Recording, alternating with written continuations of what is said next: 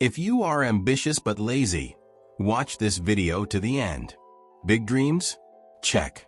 A vision for the life you want? Double check. But let's be real, you're stuck. You know what you should be doing, yet you don't do it. The guilt builds up, days blur into weeks, and before you know it, another year has slipped away. You start every January with ambitious goals and fiery motivation. But soon, procrastination creeps in, like that junk drawer you keep ignoring. Sound familiar? The good news? You can escape this cycle. And no, it doesn't involve deleting your apps or locking your phone away. Those are temporary fixes. The real problem lies deeper, in something called inertia, the science of stuck. Inertia, according to Newton's first law, is the tendency to stay still or keep moving until something forces a change. The same law applies to your tasks. The hardest part isn't the work itself, it's getting started. Think about hitting the gym. The workout isn't the killer. It's the mental tug-of-war just to put on your sneakers. Instead of starting, you scroll social media or binge another episode. It's easier to stay still. But inertia has a flip side.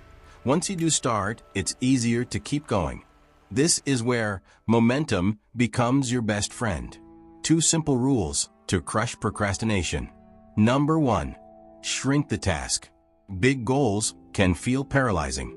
Instead of thinking, I need to write a report, think, I'll jot down just one bullet point. Say you need to declutter your workspace. Don't aim to organize the whole thing. Just clear a single corner of your desk. Small wins create motion, and motion builds momentum. Once you start, you're more likely to keep going. 2. The 2-minute rule. Commit to just 2 minutes of effort. That's it. Want to start exercising?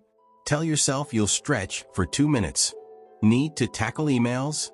Respond to 1. Here's the magic.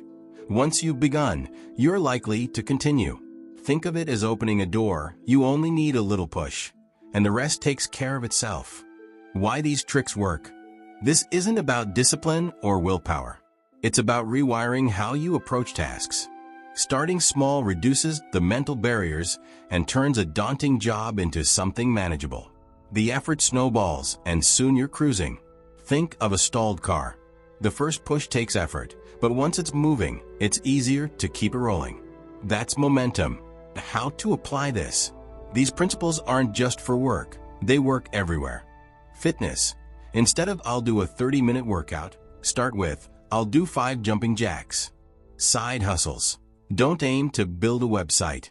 Start by brainstorming a name. Relationships. If reaching out feels hard, send a simple "Hey, how are you?" text. Momentum is universal. The key is taking the smallest possible step. Remember, you don't need to see the whole path. As Martin Luther King Jr. said, you don't have to see the whole staircase. Just take the first step. So, what's your next small step?